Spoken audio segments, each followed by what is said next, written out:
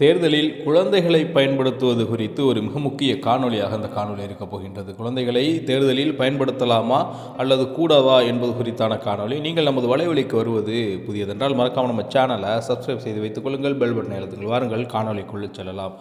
தேர்தல் தொடர்பான எந்த ஒரு நடவடிக்கையிலும் குழந்தைகளை ஈடுபடுத்துவது குழந்தை தொழிலாளர் தடுப்புச் சட்டத்தின் கீழ் குற்றமாக கருதப்படுகின்றது. தேர்தல் பேரணிகள், முழக்கமிடுதல் மற்றும் பொதுக்கூட்டங்களில் குழந்தைகளை அழைத்துச் செல்லக்கூடாது. துண்டு பிரசுரங்கள் விநியோகித்தல், போஸ்டர்கள் ஒட்டுதல் மற்றும் கொடிகளை ஏந்திச் செல்லும் குழந்தைகளை பயன்படுத்தக்கூடாது. கட்சியின் சின்னங்கள் பொறிக்கப்பட்ட ஆடைகள், தொப்பிகள் அணிவிப்பதோ அல்லது சின்னங்களை கையில் ஏந்தச் செய்வதோ தடை செய்யப்பட்டுள்ளது. தேர்தல் தொடர்பான பாடல்கள், கவிதைகள் அல்லது வீடியோக்களை குழந்தைகள் நடிக்க வைப்பது சட்டப்படி தவறாக கருதப்படுகின்றது. மன உளைச்சல். குழந்தைகளை அரசியல் ஆதாயத்திற்காக பயன்படுத்துவது அவர்களுக்கு மன உளைச்சலையும் பாதுகாப்பற்ற சூழலையும் உருவாக்கும். உரிமை மீறல். இது குழந்தைகளின் அடிப்படை உரிமைகளை மீறும் செயலாகும். குழந்தைகள் அரசியலை புரிந்து கொள்ளும் முதிர்ச்சியற்றவர்கள் என்பதால் அவர்களை பயன்படுத்தக்கூடாது. கூட்ட நெரிசல் மற்றும் மோதல்கள் ஏற்ப வாய்ப்புள்ள இடங்களில் குழந்தைகளை அழைத்துச் செல்வது அவர்களின் உயிருக்கு ஆபத்தை கூட விளைவிக்கும். 2026 தேர்தல் களம் பரபரப்பாக இருக்கும்போது தமிழக வெற்றிக் கழக தலைவர் விஜய் மீது கோயம்புத்தூரில் ஒரு புகார் அளிக்கப்பட்டு இருந்தது. கோயம்புத்தூர் மாவட்டம் ஆட்சியர் மற்றும் காவல் ஆணையரிடம் சமூக ஆர்வலர்கள் அளித்துள்ள புகாரில் விஜய் தனது பிரச்சாரத்தின் போது குழந்தைகளை பயன்படுத்தினார். இது தேர்தல் நடத்தை விதிமுறைகளுக்கு எதிரானது என்று குறிப்பிடப்பட்டுள்ளது. இது அரசியல் வட்டாரத்தில் பெரும் விவாதத்தை ஏற்படுத்தியிருக்கின்றது. இங்கே ஒரு முக்கியமான விஷயத்தை நாம் கவனிக்க வேண்டும். ஒரு தலைவர் வீதி வழியாக செல்லும்போது ஒரு பெற்றோர் தன் குழந்தையுடன் தற்செயலாக நின்று வேடிக்கை பார்ப்பதோ அல்லது அன்பின் மிகுதியால் அந்த தலைவர்கள் குழந்தையை தூக்கி கொஞ்சுவதோ விதிமுறை மீறல் கிடையாது. ஆனால் அந்த தூக்கப்படும் குழந்தைகள் காட்டி வாக்கு சேகரிப்பதோ அல்லது திட்டமிட்டு பிரச்சாரத்தில் ஈடுபடுத்துவதோ தான் தண்டனைக்குரிய குற்றமாகும். தமிழக வெற்றி கழகத்தின் சார்பாக நடந்த கூட்டங்களில் நடிகர் விஜய் அவர்கள் குழந்தைகளிடம் நீங்கள் உங்கள் தாய் தந்தையருக்கு கூறுங்கள், எனக்கு வாக்களிக்க சொல்ல வேண்டும், நீங்கள் கூறினால் அவர்கள் வாக்களிப்பார்கள் என்று மன ரீதியாக அவர்களுக்கு கட்சியின் சிந்தனைகளை விதைத்ததால் அவர் மீது இந்த வழக்கு என்று தெரிய வருகின்றது.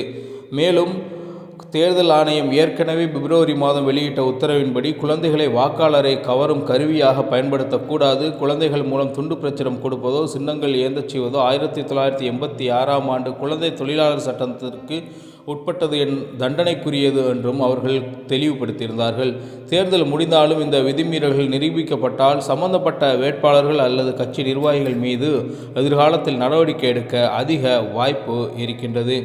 குழந்தைகள் நல வாரியம் முன்வைக்கும் பிரதான குற்றச்சாட்டு என்னவென்றால் அரசியல் முதிர்ச்சி இல்லாத குழந்தைகளை தலைவர்கள் பிம்பத்தை உயர்த்த பயன்படுத்துவது அவர்கள் மனநிலையை பாதிக்கும் என்பதுதான் மிக முக்கியமாக அவர்கள் கூறுவது. தேர்தல் முடிந்துவிட்ட நிலையிலும் இது ஒரு சாதாரண புகாராக மட்டும் கடந்து போகக்கூடாது. வரும் காலங்களில் உள்ளாட்சி தேர்தலோ அல்லது மற்ற தேர்தல்களோ வரும்போது அரசியல் கட்சிகள் இந்த தவறுகளை மீண்டும் செய்யாமல் இருக்க கடுமையான சட்ட நடவடிக்கை தேவைப்படுகின்றது.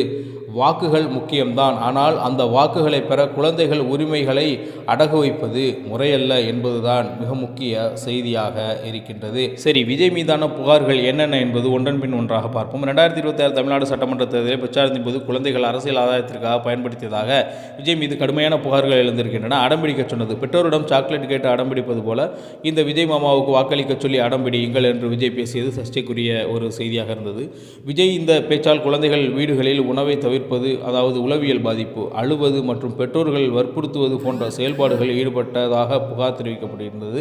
விசிக புகார். கோவையில் விடுதலை சிறுத்தை கட்சி நிர்வாகி பாலகிருஷ்ணன் விஜயின் பேச்சால் தனது 5 வயது மகன் உளவியல் ரீதியாக பாதிக்கப்பட்டுள்ளதாக கோவை மாநகர காவல் ஆணையத்திடம் புகார் ஒன்றை அளித்திருக்கின்றார். இந்த அமைப்பு, அதாவது குழந்தைகள் உரிமைகள் கண்காணிப்பு TNCRW, இந்த அமைப்பு இந்திய தேர்தல் ஆணையம் ECI மற்றும் மாநில குழந்தைகள் உரிமை பாதுகாப்பு ஆணையத்திடம் SCPCR முறைப்படி புகார் அளித்து இருக்கின்றது. எனவே குழந்தைகள் அரசியல் பகடக்காயாக பயன்படுத்துவதற்கு விஜய் பகிரங்கமாக மன்னிப்பு கேட்க வேண்டும். சமூக வலைதளங்களில் குழந்தைகளை பாதிக்கும் வகையில் பதிவேற்று பிரச்சார வீடியோக்களை உடனடியாக நீக்க வேண்டும். தேர்தல் ஆணையத்தின் 2023 வழிகாட்டுதலை மீறியதற்காக குழந்தைகள் நீதி சட்டம் 2015 கீழ் குழந்தைகளை துன்புறுத்துவதாக அவர் மீது நடவடிக்கை எடுக்க வேண்டும் என்று தொடர்ச்சியாக அவரை பற்றிய கம்ப்ளைண்ட்டுகள் இருக்கின்றன. பார்க்கலாம். இந்த செய்தி எந்த அளவிற்கு ஒரு கட்சியையோ ஒரு தலைமையோ பாதிக்கும், அது மட்டுமல்லாது குழந்தைகளை எந்த அளவுக்கு இந்த மாதிரியான அணுகுமுறைகள் பாதிக்கும் என்பதை தொடர்ச்சியாக அடுத்தடுத்த காணொலிகளில் காணலாம்.